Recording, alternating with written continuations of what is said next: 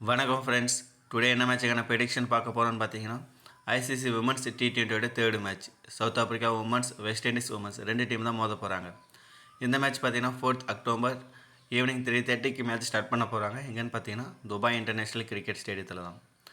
Pitch ரிப்போர்ட்டை பொறுத்தளவுக்கு இந்த கிரவுண்டில் இது வரைக்கும் 5 மேட்சஸ் நடந்திருக்கு. பேட்டிங் ஃபர்ஸ்ட் பண்ணுங்க 2 தடவையும், பேட்டிங் செகண்ட் பண்ணுங்க 3 தடவையும் வின் பண்ணியிருக்காங்க. ஆவரேஜ் ஃபஸ்ட் ஸ்கோரை பொறுத்தளவுக்கு 90 பதிவாயிருக்கு. ஸோ இந்த 2 டீமை பார்க்கும்போது இந்த 90ன்றது வந்து ஒரு 120 கன்வெர்ட் ஆகிறதுக்கான பாசிபிலிட்டி இருக்குது. ஹெட் பொறுத்தளவுக்கு இந்த 2 டீம் இது வரைக்கும் 21 தடவை மோதியிருக்காங்க. அதில் வெஸ்ட் இண்டீஸ் 14 தடவையும், சவுத் ஆப்பிரிக்கா 7 தடவையும் வின் பண்ணியிருக்காங்க. ஸோ இந்த மேட்சை பொறுத்தளவுக்கு வெஸ்ட் இண்டீஸ் வின் பண்ணுறதுக்கான பாசிபிலிட்டி ரொம்ப ஹைனே சொல்லலாம். நீங்களும் நம்ம டெலிகிராம் சேனலில் ஜாயின் ஜாயின் பண்ணிக்கோங்க ஃப்ரெண்ட்ஸ். SL+ GL டீம் ரெண்டுமே ஃப்ரீயாகவே கொடுத்துட்டு இருக்கோம். அது மட்டும் இல்லாமல் ப்ளே ஸ்டாட்ஸ், டாஸ் அப்டேட் எல்லாமே அங்கே தான் கொடுத்துட்ருக்கோம். ஸோ ஜாயின் பண்ணாதவங்க ஜாயின் பண்ணி யூஸ் பண்ணிக்கோங்க. ஸோ நெக்ஸ்ட்டு பார்த்தீங்கன்னா சவுத் ஆப்பிரிக்கா உமனோட possible 11 Laura Wolvaardt and Tazmin Brits 2 பேர் தான் ஓப்பன் பண்ண போகிறாங்க. வால்வெட்டை பொறுத்தளவுக்கு ரீசன்ட் ஃபார்ம் சூப்பராக இருந்துகிட்டு இருக்குது. ஸோ கண்டிப்பாக போத் இன்னிங்ஸுமே நீங்கள் வந்துட்டு மஸ்ட் பிக் பிளேயராக ட்ரை பண்ணி பார்க்கலாம். ஸோ கேப்டன் வைஸ் கேப்டனுமே பார்த்தீங்கன்னா ஒரு நல்ல சேஃப் சாய்ஸ்னே சொல்லலாம். ஸோ தாராளமாக ட்ரை பண்ணி பாருங்கள். டாஸ்மின் பிட்ஸை பொறுத்தவரைக்கு எப்போ பெரிய இன்னிங்ஸ் விளையாடுவாங்க, எப்போ அவுட் ஆவாங்க அப்படின்னு சொல்ல முடியாது. ஒரு 50-50% ட்ரை பண்ணி பாருங்கள். பேட்டிங் செகண்ட்னா ட்ரை பண்ணி பாருங்கள். பேட்டிங் ஃபர்ஸ்ட்னா ட்ராப் பண்ணிவிட்டு நீங்கள் ஆல்ரவுண்டர்ஸை ஃபோக்கஸ் பண்ணலாம்.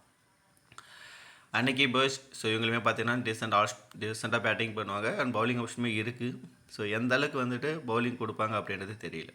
ஸோ ஜஸ்ட்டு பேட்ஸ்மேனாக மட்டும் தான் ப்ளே பண்ணுறதுக்கான பாசிபிலிட்டி இருக்குது. ஸோ அப்படி பார்க்கும்போது மேபி பேட்டிங் செகண்ட் பண்ணால் ட்ரை பண்ணி பாருங்கள். ஏன்னா டாப் ஆர்டரில் கூட மேட்ச் முடிக்க முடியும். ஸோ அந்த வகையில் வந்துட்டு பர்ச்சுக்கு பேட்டிங் சான்ஸ் கிடைச்சி ஓரளவுக்கு டீசெண்டாக ஸ்கோர் பண்ண முடியும்.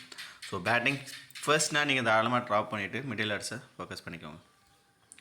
மேரிசன் கேப் மஸ்ட் பிக். ஸோ நிறைய பேர் கேப்டன் வைஸ் கேப்டனாக ட்ரை பண்ணுவாங்க. நீங்களுமே தாராளமாக ட்ரை பண்ணி பார்க்கலாம். அந்தளவுக்கு சேஃப் சாய்ஸ்.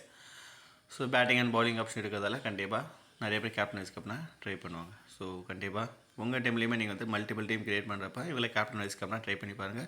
ஸ்மால் லீக் பொறுத்தளவுக்கு காமனாக எல்லாருமே இவங்களை தான் கேப்டன் வைஸ் கேப்டனாக எடுத்துகிட்டு வருவாங்க. லோஸ் ஓரளவுக்கு டீசென்ட் ஆப்ஷன் இருக்குது. பேட்டிங் அண்ட் பவுலிங் இடத்துலையுமே கான்ட்ரிபியூஷன் கொடுக்க முடியும். ஸோ 50-50% ட்ரை பண்ணி பாருங்கள். ஸோ 10+1 காம்பினேஷன்லாம் போகிறப்ப நீங்கள் இவங்களாம் எடுத்துகிட்டு போகிற மாதிரி இருக்கும். 7+4 அப்படின்னு இருக்கும்போது நிறைய ஆல்ரவுண்டர் இருக்கிறப்ப யாரை பிக் பண்ணுறதுன்னு தெரியாது. ஸோ இந்த மேட்சை பொறுத்தவரைக்கும் 10+1 காம்பினேஷன் அதில் வந்து இன்வெஸ்ட்மெண்ட்டை பொறுத்தவரை கொஞ்சம் நிறையவே பண்ணிக்கலாம். சொனிலீஸ் கண்டிப்பாக நீங்கள் வந்துட்டு ட்ரை பண்ணி பார்க்கலாம். ஒரு நல்ல சாய்ஸ். ரிஸ்கி சாய்ஸில் GL உங்களை கேப்டன் வைஸ்க்காமல் ட்ரை பண்ணி பாருங்கள். ஸ்மால் லீக்கை பொறுத்தவரைக்கும் ஜஸ்ட்டு பிளேயரை மட்டும் ட்ரை பண்ணால் போதும். ட்ரையான் கண்டிப்பாக இந்த மேட்சை பொறுத்தளவுக்கு பேட்டிங்கை பொறுத்தளவுக்கு ப்ரொமோஷன் இருக்கிறதுக்கான பாசிபிலிட்டி இருக்குது. ஸோ பார்த்தீங்கன்னா ஒரு 4th or 5th டவுன்லேயே வரதுக்கான பாசிபிலிட்டி இருக்கும். ஸோ அந்த வகையில் பார்க்கும்போது கண்டிப்பாக நீங்கள் வந்துட்டு உங்களுக்கு இம்பார்ட்டன்ட் கொடுக்கலாம். ஸோ என்னை பொறுத்தளவுக்கு சன்னி லூஸ் ஆர் ட்ரையானா அப்படின்னு பார்க்கும்போது நான் வந்து ட்ரையானை தான் ப்ரிஃபர் பண்ணுவேன். ஸோ நீங்கள் அவங்கள ட்ரை பண்ணிக்கோங்க. ஸோ GL பொறுத்தளவுக்கு நீங்கள் 2 பேருமே கூட ட்ரை பண்ணி பார்க்கலாம். நாதன் டீக்கில் டீசென்ட் ஆப்ஷன். பேட்டிங் எந்த அளவுக்கு கிடைக்கும் தெரியாது. பவுலிங்கை பொறுத்தளவுக்கு 4 ஓவர் கம்ப்ளீட் பண்ணுறாங்க. ஸோ அதில் விக்கெட் என்றதையும் எடுத்து கொடுக்க முடியும். அது மட்டும் இல்லாமல் டெத் ஓவரில் போகிறதுக்கான பாசிபிலிட்டியுமே இருக்கும் அப்படின்றதால கண்டிப்பாக நீங்கள் இவங்களை ப்ரிஃபர் பண்ணலாம். ஸோ GL அட்லீஸ்ட் ஒரு டீம்லேயாவது இவங்க வந்து கேப்டன் வைஸ் கேப்டனாக ட்ரை பண்ணி பாருங்கள். ஸோ எல்லா டீம்லேயும் கூட நீங்கள் பிக் பண்ணிட்டு போங்க. ஜோஃப்டா விக்கெட் கீப்பிங்கை பொறுத்தளவுக்கு ரொம்ப லோயர் ஆர்டரில் வராங்க. ஸோ அப்படி பார்க்கும்போது நம்ம வெஸ்ட் இண்டீஸ் பிளேயரை தான் நம்ம கீப்பிங்கில் பொறுத்தளவுக்கு எடுத்துகிட்டு போக முடியும். ஸோ ஜோஃப்டா மேபி கிளவுக்கில் வந்து நிறையா பாயிண்ட் எடுப்பாங்க அப்படின்ற மாதிரி திங்க் பண்ணிங்கன்னா அதில் மட்டும் எடுத்துகிட்டு போங்க. மற்றபடி நீங்கள் GL கூட நீங்கள் ட்ராப் பண்ணிவிட்டு போகலாம். Khaka decent choice. பவர் பிளேயில் 2 ஓவர், டெத் ஓவரில் 2 ஓவர் பவுல் பண்ணுறதுக்கான பாசிபிலிட்டி இருக்குது. மேபி பவர் பிளேயில் விக்கெட் எடுத்தாங்கன்னா பவர் பிளே கூட ஓவரை கம்ப்ளீட் பண்ண முடியும். ஸோ பவுலிங் ஃபர்ஸ்ட் பண்ண ட்ரை பண்ணி பாருங்கள். டுமி சிக்கினி ரீசன்ட் ஃபார்ம் சூப்பராக இருந்திருக்கு. எல்லா மேட்சுமே பார்த்தீங்கன்னா விக்கெட் எடுத்துகிட்டு இருக்காங்க. ஸோ அது மட்டும் இல்லாமல் பவர் பிளேலையும் பவுல் பண்ணுவாங்க, டெத் ஓவர்லையும் பவுல் பண்ணுறதுக்கான பாசிபிலிட்டி இருக்குது. அப்படின்றதால நீங்கள் தாராளமாக இவங்களை வந்துட்டு ட்ரை பண்ணி பார்க்கலாம். போத் இன்னிங்ஸ்லையுமே நீங்கள் பிக் பண்ணிட்டு போங்க. ரிஸ்க் எடுக்கிறவங்க பவுலிங் ஃபர்ஸ்ட் பண்ணால் ஒரு கேப்டன் வைஸ் கேப்டன் கூட நீங்கள் ட்ரை பண்ணி பார்க்கலாம். மலாபா கண்டிப்பாக மஸ்ட் பிக். பர்டிகுலராக பவுலிங் செகண்ட் பண்ணால் உங்கள் டீமில் இருந்தே ஆகணும். ஏன்னா ரிஸ்கி சாய்ஸ். ஏன்னா ஸ்பின்னர்ஸை பொறுத்தவரை கண்டிப்பாக பவுலிங் செகண்டில் வந்துட்டு ஹெல்ப் பண்ணும். ஸோ அப்படி பார்க்கும்போது கண்டிப்பாக வந்துட்டு மலாபா கிட்டேருந்து இந்த மேட்ச் 2 விக்கெட் என்றதை எதிர்பார்க்கலாம். ஸோ கண்டிப்பாக ட்ரை பண்ணி பாருங்கள். பவுலிங் ஃபர்ஸ்ட்னா ஃபாஸ்ட் பவுலரையும், பவுலிங் செகண்டில் ஸ்பின்னர்ஸுமே நீங்கள் ட்ரை பண்ணி பார்க்கலாம். ஸோ நெக்ஸ்ட் பார்த்தீங்கன்னா வெஸ்ட் இண்டீஸோட possible 11 Hayley Matthews and Qiana Joseph 2 பேர் ஓப்பன் பண்ணுறதுக்கான பாசிபிலிட்டி இருக்குது. ஸோ 2 பேருமே வந்து பார்த்தீங்கன்னா பவுலிங் அண்ட் பேட்டிங் 2 ஆப்ஷனுமே இருக்கிறதால 2 பேருமே நீங்கள் வந்துட்டு மஸ்ட் பிக்கில் எடுத்துகிட்டு போகலாம். ஸோ இந்த மேட்சை பொறுத்தளவுக்கு ஒரு 70% பார்த்தீங்கன்னா மேத்யூஸ் தான் கேப்டனாக வைஸ் கேப்டனாக ட்ரை பண்ணியிருக்கோம் பண்ணுவாங்க. ஒரு 30% வைஸ் கேப்டனாக ட்ரை பண்ணுறதுக்கான வாய்ப்பு இருக்கும்.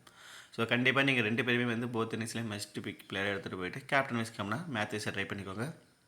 ஜோசப்ஸை பொறுத்தளவுக்கு ஜஸ்ட் பிளேயரை மட்டும் ட்ரை பண்ணால் போதும். ஷாமின் கேம்பல் ஸோ நம்ம ஆல்ரெடி சொன்ன மாதிரி தான் ஜோஃப்டா பொறுத்தளவுக்கு 8th ரவுண்டில் பேட்டிங் வராங்க. பட் கேம்பலை பொறுத்தளவுக்கு 1 டவுனே வரதால கண்டிப்பாக எல்லாமே இவங்க தான் ப்ரிஃபர் பண்ணுவாங்க. ஸோ கண்டிப்பாக வந்துட்டு நீங்கள் ட்ரை பண்ணி பார்க்கலாம். ரிஸ்க் சாய்ஸில் ஒரு வைஸ் கேப்னா கூட நீங்கள் ஸ்மால் லீக்கில் ட்ரை பண்ணி பார்க்கலாம்.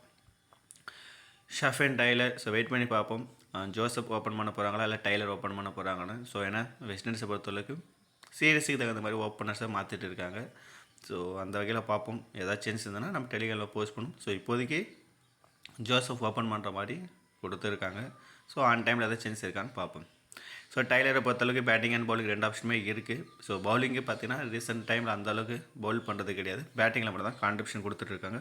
ஸோ ரீசெண்ட் ஃபார்ம் ஓரளவுக்கு நல்லாவே இருக்குது. ஸோ கண்டிப்பாக நீங்கள் ட்ரை பண்ணி பார்க்கலாம்.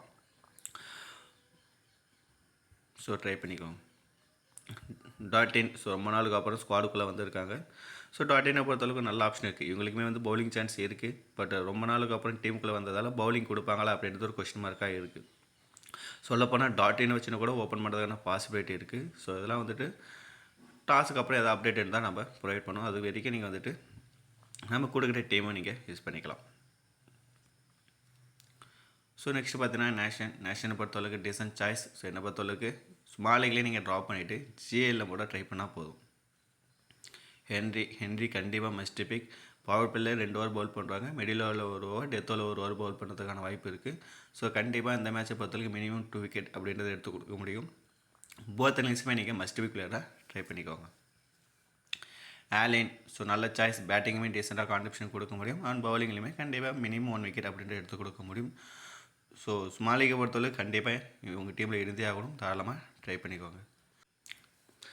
ஃப்ளெச்சருமே பார்த்தீங்கன்னா பேட்டிங்லேயுமே நல்லா கான்ட்ரிபியூஷன் கொடுக்க முடியும். அண்ட் பவுலிங்கை பொறுத்தவரை கண்டிப்பாக மேட்ச் 2 விக்கெட் அப்படின்றத எடுத்துகிட்டு இருக்காங்க. ஏன்னா ரீசெண்ட் ஃபார்மே பார்த்தீங்கன்னா சூப்பராக இருந்திருக்கு. 2 விக்கெட், 4 விக்கெட், 14 ரன், 2 விக்கெட் அப்படின்ற மாதிரி.